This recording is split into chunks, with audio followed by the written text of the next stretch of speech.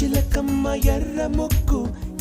ముక్కులే పిల్లవాకు పూవై పూసిన ఎర్ర రోజా పూత గులాబీ పసిపాదం ఎర్రాని రూపం ఉడికే కోపం ఎర్రాని రూపం ఉడికే కోపం సంధ్యావర్ణ మంత్రాలు వింటే ఎర్రని పంట పాదమంటే కాంచనాల జిలుగు పచ్చ కొండ బంతి గోరంత